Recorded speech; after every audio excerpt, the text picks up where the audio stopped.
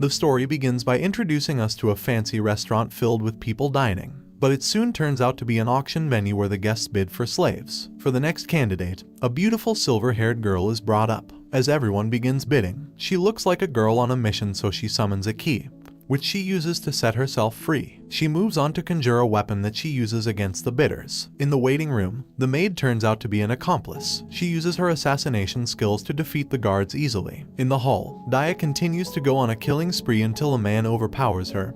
She discovers he is a magic user, but her partner Tart arrives in time to help her. As they get surrounded, Tart buys time for her partner to recite a spell which she uses to blow up the entire place. Outside, they have a lookout named Maha and their leader Lug, who are waiting to clean up after. As the owner of the establishment moves to escape, Lug eliminates her. We are then taken to a modern world where a man is carrying out an assassination, along with his assistant. When she asks why he doesn't kill the entire gang, the man explains they have to follow the exact orders given to them. As they prepare to leave, he notices they have been spotted, so they quickly enter the vehicle to escape. As they are being chased, they open fire on the pursuers and they are also being fired back at, thus making their vehicle explode. However, it was all as planned since they set up the car and jumped out as it was being pursued. As they rest on the ground, the man reveals he was born and raised as an assassin, and that is his life purpose. He explains the only reason he brought her, a novice, to the field is because he was ordered to train her. She then argues she isn't a novice, so the man points a gun at her point blank. He reveals it is actually her gun that he took from her without her knowledge. He scolds her, stating only a novice would be trusting enough to let her weapon be taken,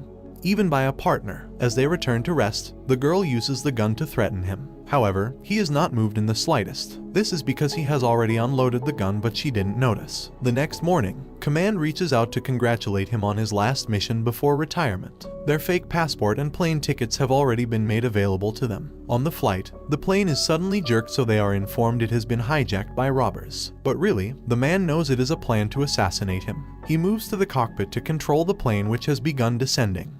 As he stirs, he notices a fighter jet that sends missiles to blast everything to bits. As he dies, he is then transported to another dimension. Here in the other world, he meets a goddess who tells him he is to be reincarnated into a fantasy world. She explains he has the choice to keep all his memories after being reincarnated, but in exchange, he has to do a very important job, and the job is to eliminate the hero of that world. She explains that 18 years after his reincarnation, the hero would destroy the world, so he has to kill him when he is still 16 years old. With that said, she introduces him to an array of skills that he can choose, so he picks the ones more favorable to him. After, he is sent into the new world, where he is then reborn into the prestigious family called the Tuatha family. He is named Lug by his father, who pronounces him as his heir. 7-year-old Lug, with his goal in mind, has already begun training in the woods. He doesn't allow the rabbits he hunts to be prepared by Esri, his mother. This is because he wants to build his body with a proper diet, as he learned from his previous life. Later, Lug goes to a secret room where his father inspects his body,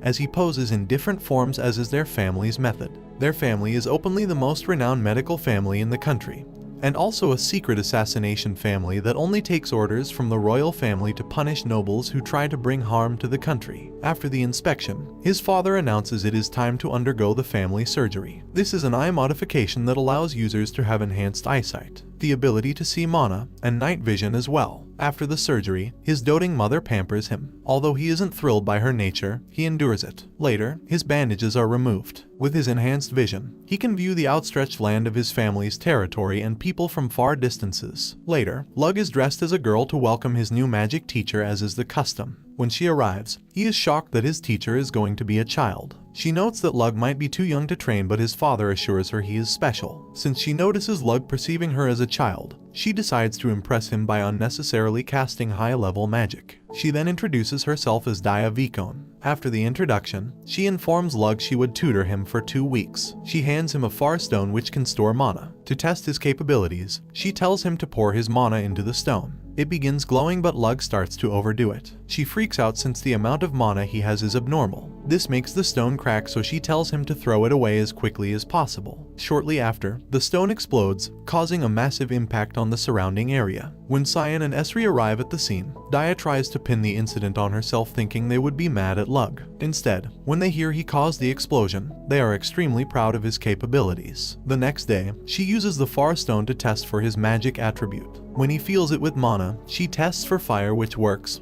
Next, she tries for water, which works too. Although surprised, she tries for earth, which he registers too. She then tries for wind, so it turns out he has 4 magical attributes. With Daya guiding him, Lug begins his mana training. He is thrown into a feeling where she makes him connect with his mana. After that, a new spell pops into his head, but when Daya tells him to recite it, he can't read the words. She then shows him an example of a spell. So Lug copies her spell, although it isn't the same since he can't recite the words properly. When Lug begins practicing his spell, Daya applauds his improvement. Lug then suggests he tries casting a spell transcribed by her.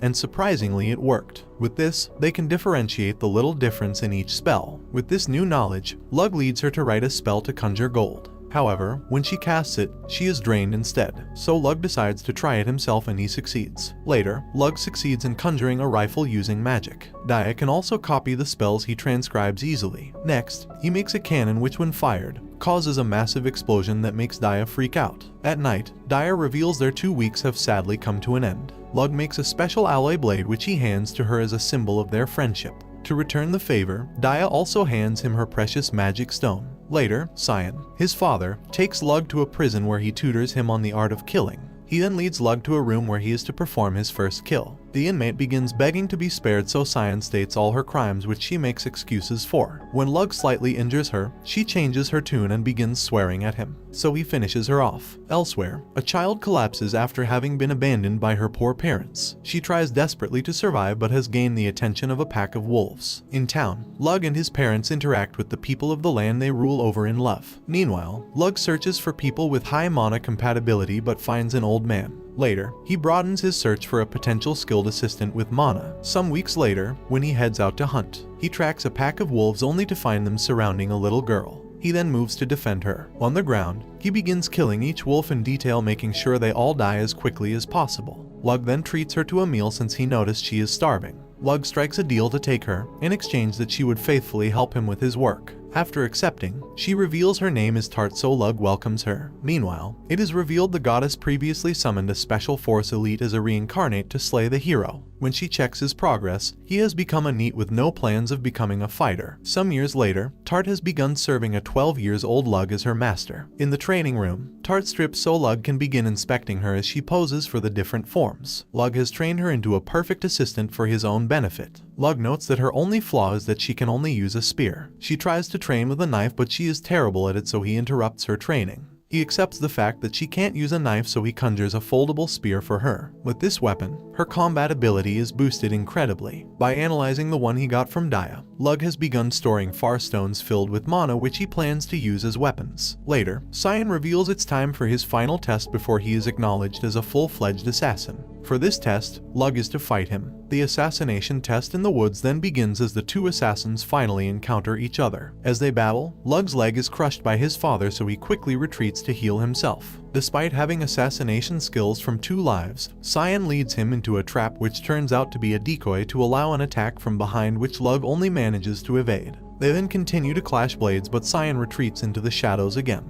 Lug decides to draw him in, so in a short while, Cyan sends an attack from the right and after a time interval, another from the left. But Lug has seen through the feint, so when he descends from above to strike, the fight is over with Lug being the victor. After he passed, Cyan goes on an assassination while being accompanied by Lug. They go together as they assassinate various nobles by utilizing various means. His father reveals the next stage in his advancement is to build a fake identity as a merchant who would have access to wealthy nobles. Ilig Balor is his new identity, and he is to train for 2 years as the son of the Balor merchant family. During his Sandfort party, Rana from the Branch family makes a scene since he doesn't approve of Lug, who is younger than him, to become the next family head. He claims he is stronger, so Cyan makes him agree to acknowledge Lug if he wins a duel. When they are told to fight, Lug already has him at his mercy before he can move. Although the fight is over, however, he is still dissatisfied, so he attacks Lug, who spins him like a lightweight and breaks his arm with a grip. Outside, he makes Rana feel less embarrassed by revealing he defeated his father also.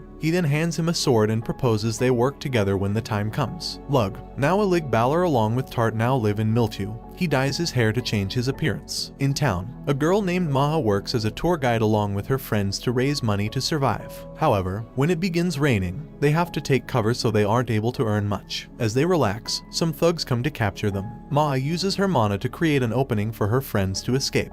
Despite their efforts, the desperate men still manage to capture them all. They are taken to an orphanage where a man called Torin is in charge. Inside, they meet up with the rest of the captured kids. They are given limited supplies which they are to make do with for a week. In the orphanage, they are made to do tedious tasks like laundry and sewing clothes, and anyone who misbehaves or complains is seriously beaten. Just then, a lord arrives at the orphanage and hands the men some money. They make Maha bathe and dress up her friend named Ifa in nice clothes before she goes away with the lord. Afterward, the girls are taken every night to satisfy men until they all break. One night, Noin gets fed up and cuts herself in frustration. Some years later, Maha overhears the owners planning to use her too since she has come of age. So she runs away as fast as she can to an isolated place. Here, she tries to cut herself too but Lug stops her. The girls are introduced to Lug who is visiting as Ilig Balor. He then chooses to buy Maha. After he pays, Torin reveals he has to take her after 3 days. This is because he plans to toy with her before then. At night, as Torin takes her to serve a customer of his for that day, she jumps out of the carriage in desperation. She begins running away but Torin's man catches up with her using mana. As she is recaptured, Lug shows up to save her in time. An angry Torin orders his man to capture both of them to be sold. But when Lug is attacked, he easily overpowers the man and then he makes a move by threatening Torin. Some days later, Mr. Balor, Lug's fake father, presents him with a shop to start his trading endeavor. At home, Tard and Maha, who he has adopted as a sister, serve him dinner. As they eat, he reveals he plans to sell cosmetics as well as sweets in his new shop. These goods would let him get close to nobles since this is what they fancy. The next day, he tells his adopted parents his plans for the shop.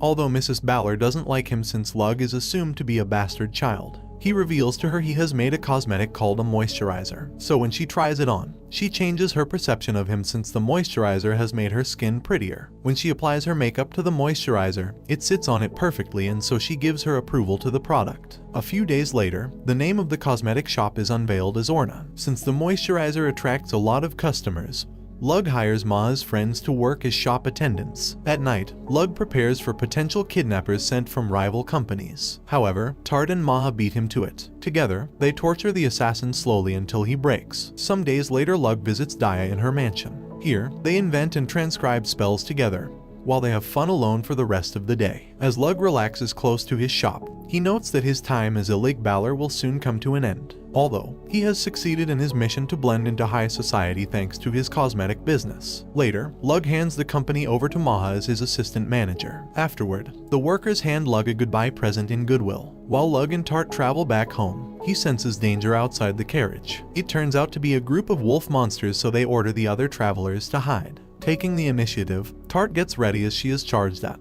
She kills a wolf with a single strike while using wind magic to end the second. The third tries to escape but she throws her spear at it. After the battle, Lug notes that the hero would soon appear since there are now sightings of monsters. At home, Lug is welcomed by his beautiful doting mother. When he meets his father in his study, he reveals he wants to marry Daya someday, so his father laughs in surprise. Afterward, he is given his first solo job to assassinate a villainous count as a full-fledged assassin. At home, Maha has provided information about their assassination target, who is the ringleader for a hard drug called Visine distribution. Later, they are invited to a party hosted by the target. Here, all the women are excited since Lug brought his new product using his merchant identity. He meets up with the count, who takes a liking to him since she brought products that make his wife happy. A few days later, Lug arrives at the mansion to carry out his assassination alongside Tart. He uses his special vision along with his rifle to snipe the count from afar. Later, Mara reveals she has found the divine treasure he asked for. The divine treasure found is a magic spear called Gibalg.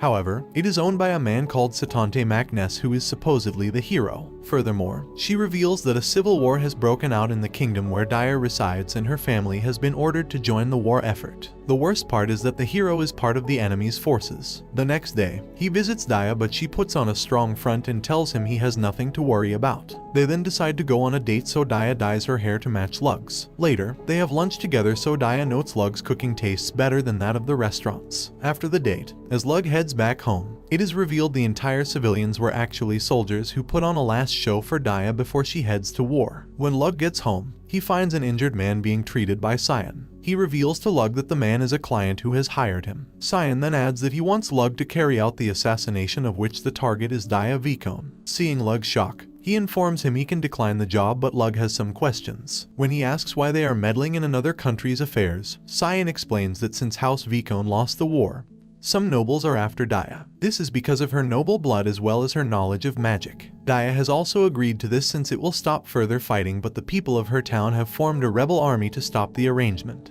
He adds that the real client is Daya's father and what he really wants is for Lug to pretend to kill Daya as that is the only way to save her. Lug then accepts the job and heads out with Tart, who chooses to transport him halfway using her mana so he can save his for fighting. After a while, her wind magic breaks apart from mana depletion, so Lug continues the journey on his own, leaving behind Tart, who sobs bitterly. Lug arrives at the battle area where the Vicone mansion is surrounded by enemies 8 times larger than their forces. After observing, Lug begins sniping the commanders one by one so the army is wary and retaliates. By placing far stones on arrows, Lug sets off powerful explosions in the enemy camp. This invigorates the Vicone forces so they fight back more. Using sound detection, Lug looks for an opening to infiltrate the mansion. Inside, Lug reunites with Daya. Afterward, Daya's father introduces himself as Dimmer Vicone. As they prepare towards a way forward, Lug plants a corpse of a girl in order to fake Daya's death. He then tells her to shout through the window before he carries out the plan. When she moves and opens the window, Lug gets a feeling of danger in the form of imminent death. In that instance, Gibalg is fired so it wreaks havoc on the battlefield. As it heads for Daya, Lug saves her in time. As soon as Lug sights the hero who has immense mana, he quickly conjures a cannon that he fires at him. It causes a massive explosion, but the hero has already recovered and is hyped for more. The hero begins activating his Berserk skill, which boosts his already overwhelming strength. He then offers a duel in exchange. He won't kill anyone else, so Lug decides to battle him. Although Daya fears for his safety, he reveals he would be fighting as an assassin and not a knight. Along with Dimmer, Lug negotiates the conditions for the duel, so he makes the hero promise to withdraw his forces if he is defeated. With that settled, he stalls for time by asking the hero some trivial questions. As the hero charges his weapon to fight, Lug reveals they should begin the duel when the coin he tosses falls. He then throws it up, but before it lands, there's an explosion. Lug reveals he sent a missile into space beforehand. He has been planning on ways to make this succeed ever since, so he used the coin to direct the missile's landing. The blast from the explosion is so massive that it almost kills Lug, who casts it. After the battle, Lug arrives home with Daya alongside him. And this brings the anime to an end. Don't forget to like and subscribe if you enjoyed, and turn on the notification bell so you never miss out on another video. Until next time, take care.